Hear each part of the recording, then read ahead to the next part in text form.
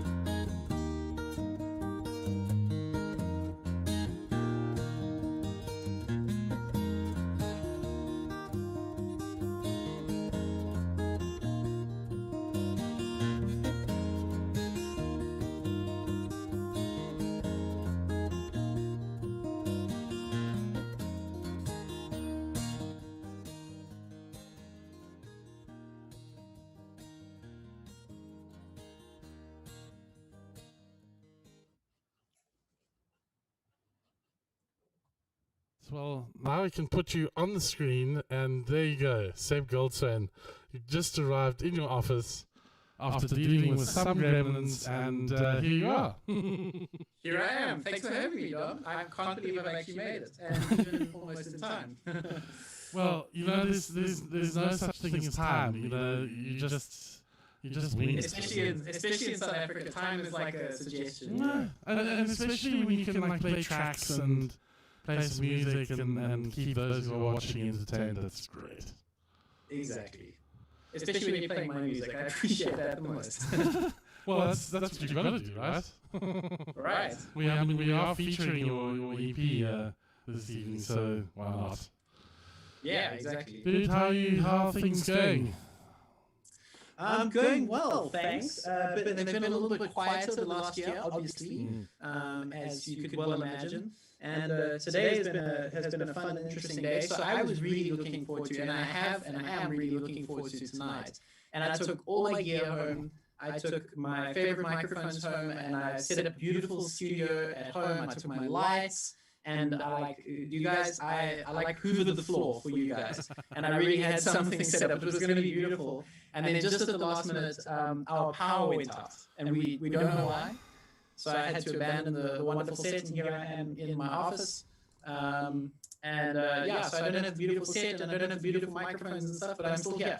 But no, this is a new office, I think. Perhaps. Maybe you just haven't seen it from the angle it's at now. When I shoot my... No, this is the same office. That's normally the angle you'd see. That's the same office. That's the same office. Things are certainly not for the faint of heart, and they haven't been for a year now. For all of us. And it's just... I don't know how we managed to just sort of keep going. It's quite a phenomenon. It is indeed, and I think anyone who still calls himself a musician or who still works in music is either incredibly brave or incredibly stupid. Yeah, look, I mean, obviously there's no money from live performance. I don't know what people are actually getting any live performances these days. I don't think it exists. It's a tough one. I know in KZN, I'm not too sure how it's going in Germany, but right now we're in the back end of the second wave of the coronavirus, and so people are very quick to try and book events, and venues have opened up and they're trying to pack things in for the next 2 or 3 months before we anticipate another wave in May, June. So now it's halcyon days. Well, not really, but these will be halcyon days. in a sense. Gold, yeah. Before June, July, yeah. I mean, it was the same for us in summer, because it kind of started with us, exactly a year ago, and we had this we managed to sort of contain it, and then we went over the sort of small rise, and then for summer it was seemingly quite under control, and there was sort of nothing going on. And then the minute the winter struck, then it just went bah! Exploded all over Europe, and multiple strains being released, and it's just it's it's seemingly better and seemingly under some sort of control, but these vaccines are taking a long time to get out into the marketplace, and that's causing strife. Yes, it is indeed. I don't know if you heard, but in South Africa, we had a vaccine arrive 10 days ago or so, I think. And it turns out that didn't work against the new South African variant. So they had to send us all back. I'm not too sure, but we're now using a different vaccine, which has been still Ramaphosa received his vaccine today. Of course. Yes. He gets it first. Well, I just wanted it to be over and done with now. Like, I just want everything to be back to some sort of normality, even though that's not going to exist anywhere. Yeah. I'm with you, Dom. I just want to long for the days when we would book a venue and I would hope that 40 or 50 people would come. Those were the days, you know. Well, look, I think at some point or another we will sort of get there. I think the US seems to be on some sort of they seem to be doing relatively well. The UK seems to be doing well, but I reckon what we've got to do is kind of consider that this year is also basically obliterated. Correct. From what I heard, I sat in on a Zoom seminar in August last year with a bunch of booking agents in Nashville. And in August last year, they said that they weren't even touching bookings until May this year. And I'm pretty sure that's extended on now. I'm sure. But look, let's hope. Let's just cross our fingers. Let's keep writing stuff. Let's keep doing what we're doing, and you know, hopefully sooner rather than later we can sort of get out and start singing live music again. We need it. Absolutely, and I think people need it more than they realize. Just people need community, and people need to be around other people. People need to be, in places with strangers. People need to meet people, and that's just human nature. It's what we need, and I certainly can't wait to get back to that. And Dom, I miss complaints as well. I miss people complaining about the sound at the venue and stuff. It's it's the small things that I miss. I can still complain about sound venues, even though they're non-existent. Right. Well, we've kind of got an online gig tonight, so if you or any of the audience would like to complain, please do, because I miss that. No, we don't complain about any music, especially on this show, because we always have gremlins. Yeah. No, for sure. Yeah, so look, apart from that, you've released this EP sort of towards the end of last year. Correct. And it's fantastic. Nice to see you playing sort of more acoustic style stuff rather than like a lot. Even though your electric stuff is power, like it was just really refreshing to have like most of it being like acoustic. Right, yeah. It's amazing how I've just evolved that way over the last 3 or 4 years. I think some of it has got to do with economic conditions, particularly in South Africa. Just to be honest, a lot of venues have closed. And a lot of musicians, especially if you listen to the first album of mine, Pictures of 1,000 Words, the music is, it's not easy to play. And so I would often have to rehearse musicians for a month or so. They'd have to memorize all the material, and then we'd go out into the road and perform it, and it was pretty intense stuff. And so I couldn't just change bass players every week, and I'd book musicians, and then they'd learn the material, and then they'd immigrate. And so it just got to a point where I figured, hey, the acoustic thing, I enjoy it. It's easier to travel. The logistics are just so much easier, and people really enjoyed the acoustic stuff. I did start noticing that is people enjoy the acoustic stuff more and more, and I've just gone with it, and I love it. There's something deeply personal and spiritual about one acoustic box sitting against your body, and it's an intensely personal instrument, and I absolutely love it. I think it's great. I think it's you've got to keep doing it. Keep doing it. Yes, but don't be. I've got no other choice. Don't be scared to bring out the electric every now and then. Sometimes absolutely.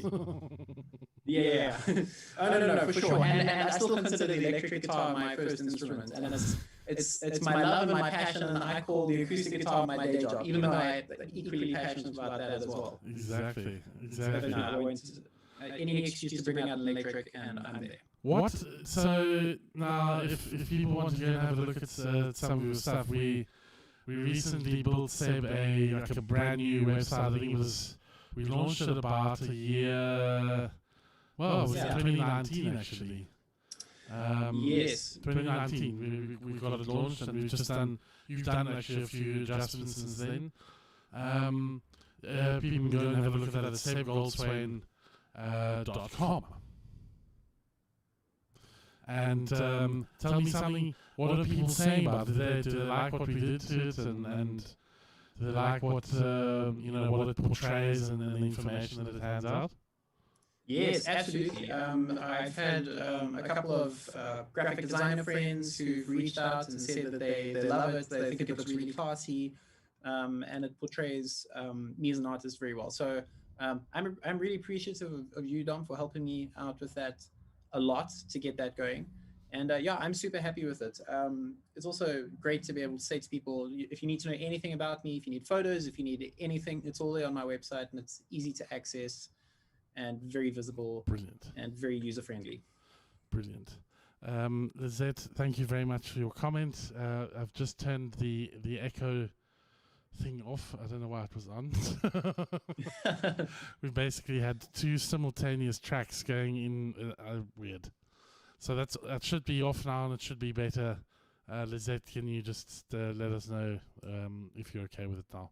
Sorry about that. Damn it. Yeah, good. And I think last time we did one of these was sort of quite, was last year, didn't we? I think we tried to do one. Is that right? We tried to do one, and then I can't remember, but there was a hiccup at the last minute, and last time the hiccup got us, but it didn't get us tonight. Okay, good. Tell me something. What is that guitar in your hand? Right. So this I have here. It was a shiny new Loudon 2 years ago. Now it's a beaten up old, very used Loudon. And this is my number one guitar. This is my absolute go-to. It's my pride and joy. I am absolutely in love with this guitar. I received it as a sponsorship guitar 2 years ago from Guitar Gallery up in Johannesburg. And the way we kind of got to that was, with them sponsoring this guitar for me, was I'm regularly up there, and I've played hundreds of high-end acoustic guitars for Guitar Gallery, demonstrating their guitars on their website and their YouTube channel and everything. And so I regularly play these 5-6 digit guitars, and this model, the Loudon F23C, was head and shoulders the guitar that absolutely spoke to me. Not to say that others are inferior or this is superior, but just for the way I play and my style and what I am looking for in a guitar, this was the one that did it. And so I played one of these in about 2018 or 2019, and then they sold it, and I was very upset. And 2 years later, they got another one in, and the good folks, Stefan was amazingly kind to give this to me at an unbelievably reduced price. So that's it. The only downside to this guitar is the way I use acoustics. Because I'm primarily an electric player, I like to adjust my sound. One of my big electric heroes is Jeff Beck, of course. Mm-hmm. And Jeff Beck is very well known for leaving his amplifier and his pedals alone and controlling all his sound from with his fingers and with the volume knobs and the whammy bar. So he controls the instrument's sound with the instrument. And that's very much my mentality, how I approach playing the guitar. And so we put a pickup in the side. So all the purists are probably screaming in their sleep right now, and a couple are rolling in their graves. But we put a LR Baggs Anthem Stage Pro pickup into here, which is my favorite pickup. And it makes this the absolutely perfect gigging and recording and showing off guitar and everything awesome. All in one for me. That's awesome. Yeah. And tell me, what is your sort of preferred methodology when it comes to using the microphone and the bridge pickup? So this guitar has a undersaddle pickup built into the saddle, obviously, and then it's got a microphone in the body. And with the Anthem, you kind of have I won't be able to show it to you, but there's a mix knob, and you can control how much of the microphone you're hearing versus how much of the undersaddle. And I like to use basically the microphone all the way open, so as much of the microphone as possible, and then I blend in just a little bit of the undersaddle pickup, just for just the undersaddle adds a bit of clarity to the sound, especially in live settings. So as much microphone as possible. The idea is when I'm playing, and I've got my amp on now, so I'll turn that up a little bit. When I'm playing, I want the guitar to be as like a microphone. Essentially, I want to hear as much of that as possible. Don't show off like that. all the mistakes, I want everyone to hear all of them. Yeah, I have a little Santa Cruz hanging on the wall here, which has that same. Oh, stunning! There's the same pickup, but on the sound hole. Yes, that's the regular Anthem. Yeah, and it works perfectly. Works absolutely perfectly. But if you were wanting to put a feedback buster, then you would probably not be able to do that. Yeah, exactly. So that was one of the reasons for why I went with this. Exactly. Is big stages, you need a sound a sound hole buster, feedback buster, and the regular Anthem doesn't work with that. Exactly. Well, why don't you give us a demonstration? Sure. Let me get the guitar nice and out of tune for you guys.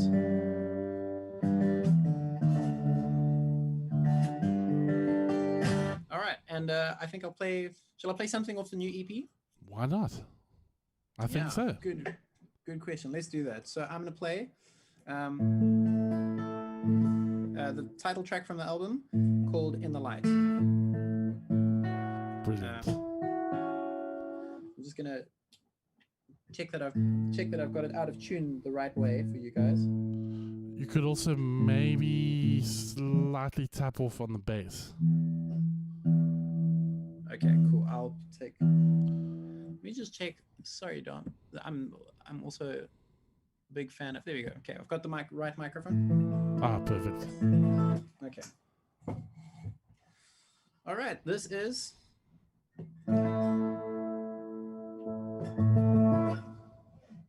Sorry, guys. Welcome to my sound check. Okay. Okay. So here goes. This is "In the Light." Hope you enjoy.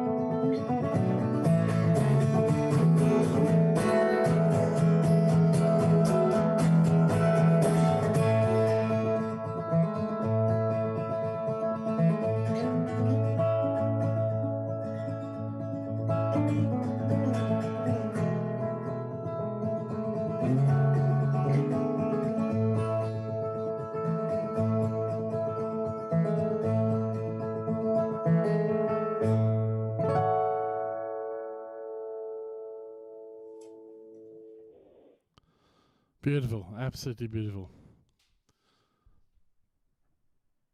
Hey, sorry, I'm back now. You just like I said, the A studio was left at home. No, it's good. It's making fun. Great. Jeez. Okay, so I've got a question. How does your songwriting develop? What is your how do you do it?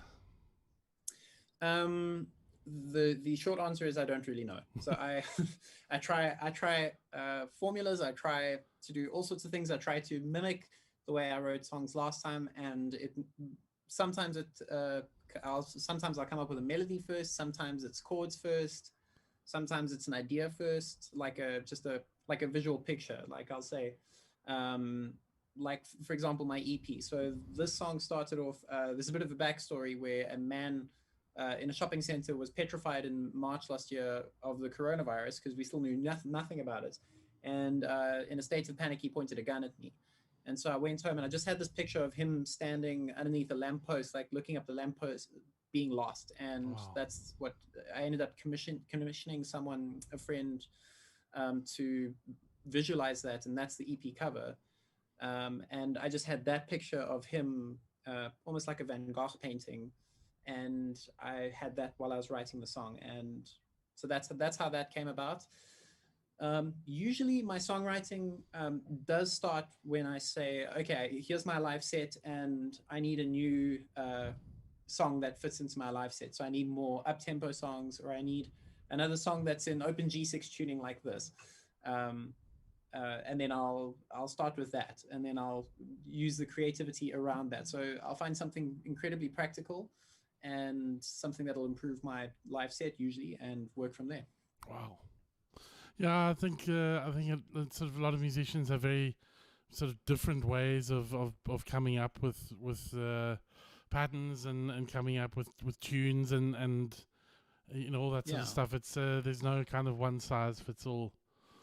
No, I think the only thing you can do is just to keep at it. You've just got to make a discipline of spending time every day. Professional songwriters will spend 2 or 3 hours at the piano a day as a discipline. So that even whether they make something or not, if they come up with something every 4 days, that's still 80, 85, 90 tunes a year. So that's still a lot. Do you use the piano at all for songwriting purposes? Very rarely. So I have in the past, especially on the first album, and I tend to be far more melodic and pop.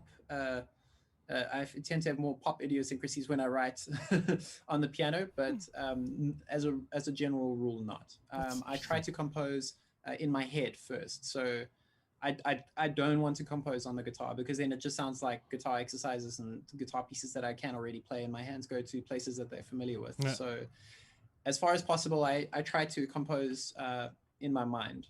Generally, like I'll go for a walk and sing ideas into my cell phone, and then translate them to the guitar afterwards. Interesting, very interesting. Yeah, I've been trying desperately to be getting into some sort of songwriting, but I find it very, very challenging. Oof, it's so challenging. If I want to have an hour or two of productive songwriting, then generally what I have to do is find the right time of day for it, and I have to watch it's maybe this is just me, but I have to watch weird things like my diet. Yeah. And my exercise and the state of my mental health. So I usually have to switch off the news and my social media. Oh, yeah. And I'll get into a cycle like that. And after 4 or 5 days, I kind of generally clear out enough where I can start thinking creatively. Jeez. So it takes a lot of discipline to be creative, for me, sure. At least. No, for sure. I can well imagine that. Like, it takes a lot of energy from here. And if you don't have it in there to start with, then you can forget it.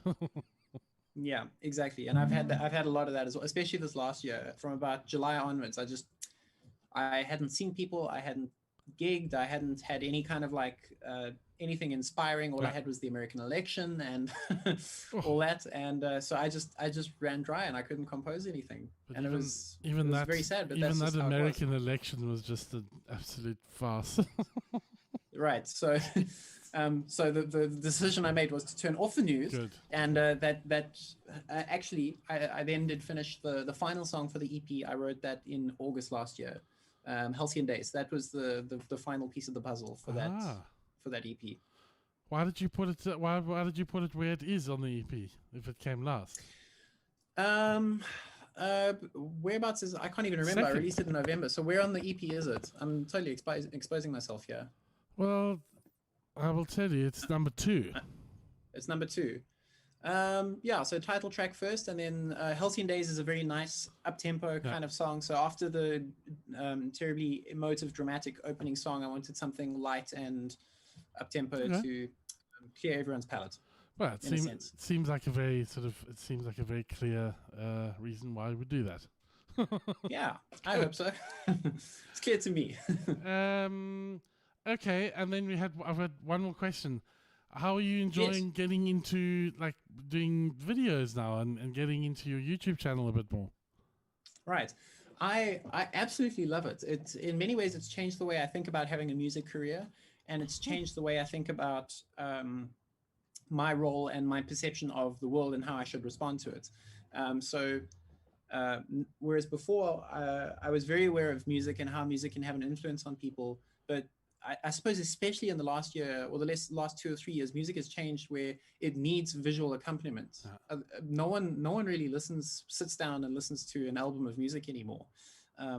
It's very rare, and so it's got to have a visual accompaniment. And it's changed the way I think about the way I write music, and it's changed the way I think about interactions. Like if someone threatens me with a gun, then I think, cool, I can make a YouTube video out of that. That's fascinating. And yeah, and so quite dangerous at the same time. Yeah, exactly. You never know.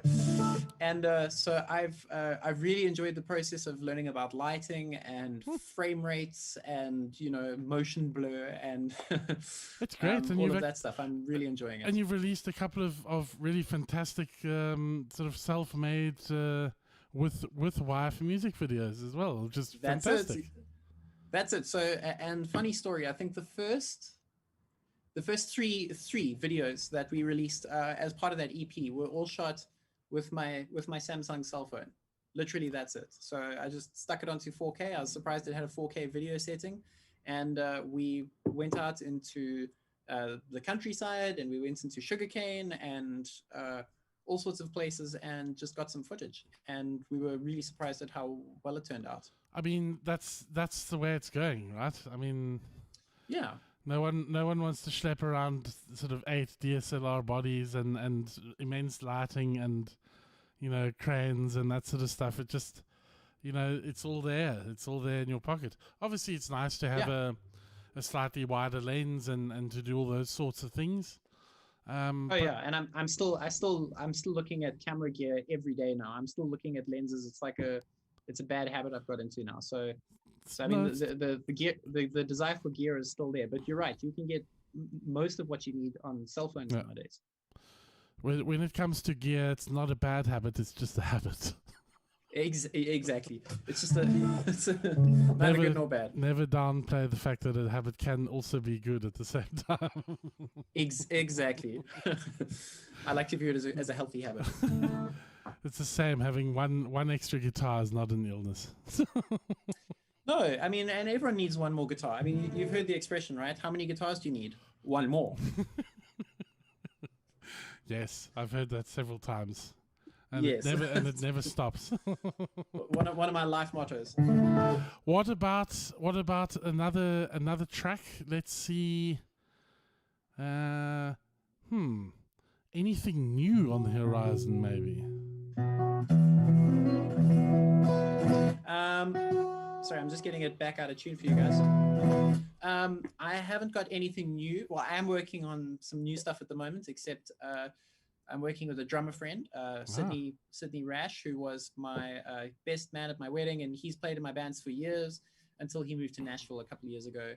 And we're regularly in contact, and we said, hey, let's write some music. So we're working on a couple of Beatles covers at the moment. But of course, he's a drummer, so he says, why don't we do a Beatles song in 7?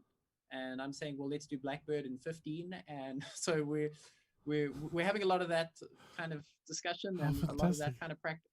And I'm having to learn how to play in 15 and all sorts of stuff. But so I'm still working on that. But hopefully you guys should see something like that being released in the near future. That would be fun. Well, then for now, what I can do is, sorry, you were going to say? I was going to say mother tongue. Mother tongue. Okay, great. Let's do mother tongue. I will definitely need more reverb for Mother Tongue.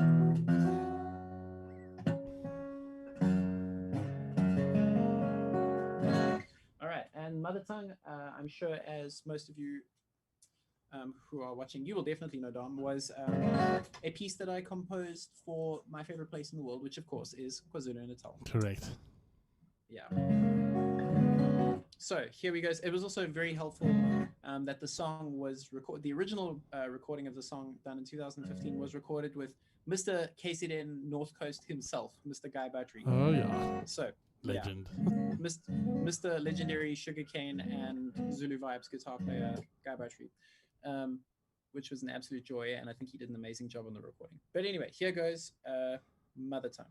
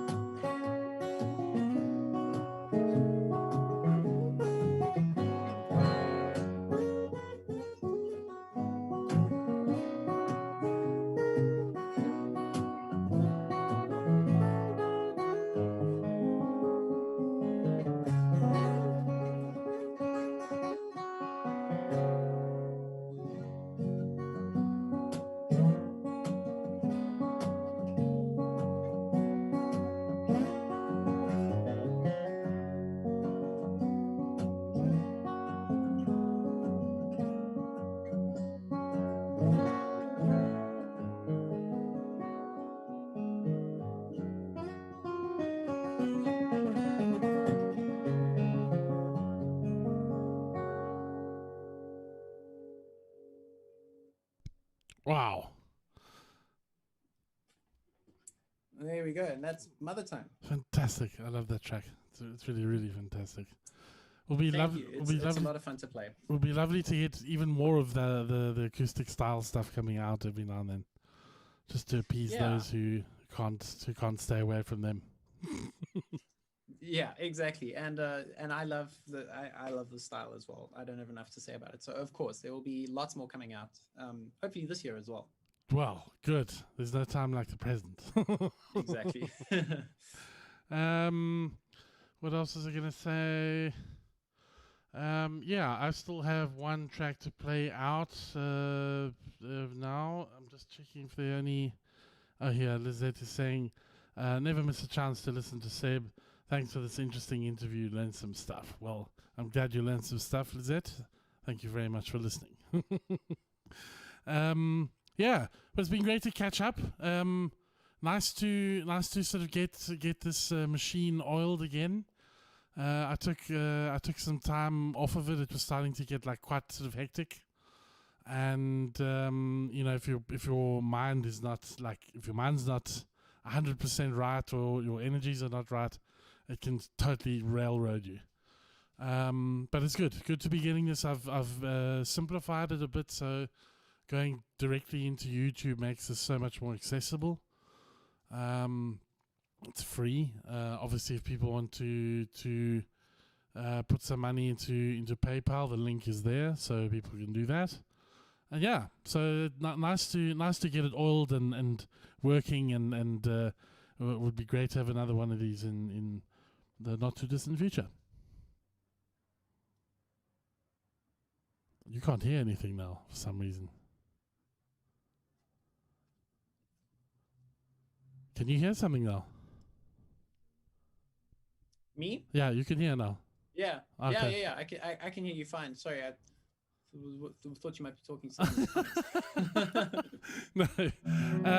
But yeah, it's been great to have you with us, and lovely to see you playing and continuing on. And I think let's hope for a much brighter future in the next 6 months or so. Hopefully we can get back to what we all love to do. Yeah, exactly. And even if we don't get back to that anytime soon, we can make the most of this. We won't have another time like this where we get to compose and reflect and use this time for other stuff as much as we would when we're back to normal. So, totally. It's a good time. Yeah. But yeah, we'll keep in touch, and as we usually do, and that's it from me. I'm gonna go back to what's the track to play out for here. I thought Danny Boy, because that's your most recent video that you've put out. So quite a nice song to end off with. Okay, great. Cool. Seb, nice to see you. Take it easy. I keep looking at the next screen, but the camera's actually here. Too many things to look Dom, at. thank you. Thanks for having me. I really appreciate it. Take it easy. Look after yourself, and we'll see you again soon. 100%. Cheers, dude.